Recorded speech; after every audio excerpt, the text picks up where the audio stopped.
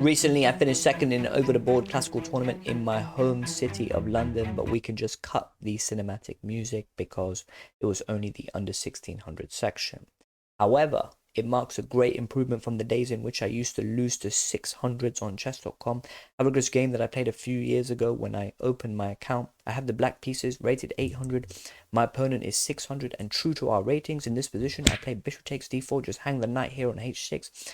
My opponent doesn't even notice. Rook on a to e1, knight to g4, queen e4, knight to f6, this time hanging the bishop here on d4. Thankfully, my opponent does notice. Queen takes d4, rook on a to d8. My opponent shuffles their queen out of the way. Very good for 600. Don't hang your queen. Queen to h3, and of course my opponent wants to make a game of this, wants to keep this even. Plays queen to f3, and we have here rook takes d2, rook e2, rook takes e2, knight takes e2, and a few moves later I go on to lose on time. Fast forward a few years and we're knocking on the 1800 door on chess.com rapid. Pretty confident we'll get there. Pretty confident we'll get to 2000 as well. And so recently I took up over the board classical chess, played in my third ever tournament and finished second, winning a whopping prize of, wait for it, £60. And so in this video I'm going to give you the 4 high-level things I learned along the way which helped me to build solid foundations in chess. Okay, so the first thing on my list is that we need to control our emotions, guys. I see a lot of threads online about how people want to quit chess. People get angry, upset because they are blundering, because they are losing winning games. And so we just need to understand that this is a part of our development in the game. Our tactical awareness is just not there yet. And to illustrate this point, have a look at my round 6 game from this classical tournament, which I drew. And had I won this game, I would have stood a chance of winning the tournament outright. And when you look at what happens out of the opening, you think, well, how on earth, Light Squares, did you not win this game? And so my opponent opens up with d4. We have b6 from me, following Lon's chessable course, b6 against everything. We have a knight to c3, bishop b7, knight to f3, e6, bishop f4, bishop b4, queen to d3. My opponent may be getting ready to castle long, but we can look to shut down ideas like this. We have a knight to f6, a3, meeting this threat with a bigger threat, bishop to a6, the queen is hanging, queen to d1, bishop takes c3, b takes c3, knight to e4, the c3 pawn is hanging. My opponent has to move back here with bishop to d2, and it's already not a nice position for white, being pushed back here. We have a castles, maybe a little bit premature, h4, c5, striking the center, knight to g5, f5, knight takes e4, f takes e4, d takes c5, queen to f6, threatening mate here on f2, you of course noticed, f3, queen to e5, threatening mate here on g3. You of course notice we have here king to f2, and whenever your opponent makes moves like this, you feel like you're in total control. We have here queen takes c5 check, e3 blocking the check, and if you turn on the engine, it's telling me that it's almost -3. And so when you just eyeball it, you think, well, how did you not win this game? The game ends in a draw. Had my opponent made better moves, they may have even won this game. And so I could have walked away from this game all frustrated and upset, but that's part and parcel of our development, guys. Okay, so the second thing on my list is that we need to raise the floor and not the ceiling, guys. There's a temptation in chess to look at the highest level of stuff. So for example, some opening lines, some intricate endgame. However, we just need to have some humility and understand that as we climb from the bottom to a high level in chess, our games are just decided by basic blunders. And so there's this guy that reaches out to me. He's very supportive. He's not an elite player, but whenever I go into his elite chess account, I'm blown away by his discipline. You can see here that on the 22nd of January, did 95 training puzzles, 21st of January, 50 training puzzles, 20th of January, 150, 19th of January, 150, 18th of January, 100, 17th of January, 100 again. And so you can see here, somebody that is totally devoted to calculation exercises and training. And it's that kind of boring repetition that's ultimately going to make us better players.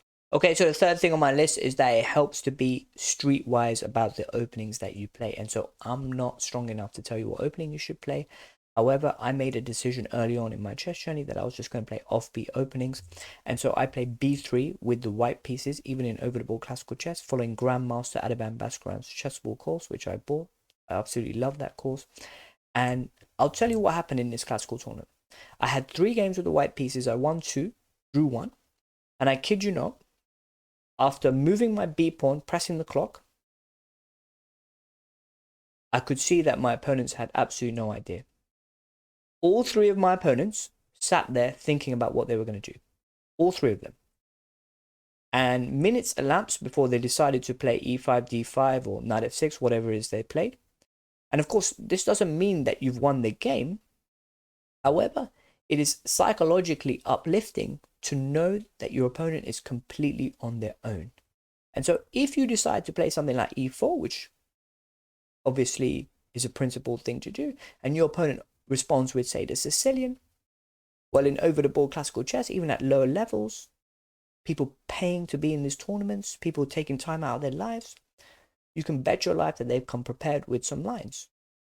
And so you've got to be ready for that. And you can't just wing it. And so I made this decision that I was just going to play b3 and play the game on my turf. And say after something like e5, bishop b2, the e5 pawn is hanging, knight to c6, defending it. If you actually go into the Masters database on Lichess, let me put up on the screen right now for you, it's telling me here that 75% of games from top players go with the move e3. 75%. However, what Grandmaster Adabam Bashkran recommends in his course is c4. And so there is a high probability that even very strong players have absolutely no idea what to do against this. And definitely sub 2000s on chess.com and lower rated players over the board have absolutely no idea. And that's how I like to keep it. Okay, so the fourth and final thing on my list is to not keep pressing the next game button. And so obviously we've heard elite players talk about playing tens of thousands, hundreds of thousands of games before you get good at it, and that makes sense. However, with the online chess boom, which is kind of a recent phenomena, there is a propensity for us to just keep pressing next game, next game, next game, and sit there like zombies and not really learn anything. And so one of the interesting things about my journey is that I've got to almost 1800 chess.com rapid in less than 500 rapid games. If you look at people in and around my level, they stacked up thousands and thousands of games. And one of the things I do is I spend a lot of time analyzing my games. And so I'm not just looking for basic blunders or misses. I'm also looking for little sequences that could have improved my position or stopped counterplay. You've heard quotes like tactics flow from a good position. And it's those little incremental gains that you're looking for which help give you stronger positions and give you better chances of winning. And so have a look at this position. I had the black pieces, upper pawn, completely winning here, according to the engine. And I play in this position, queen to f6, which is a mistake.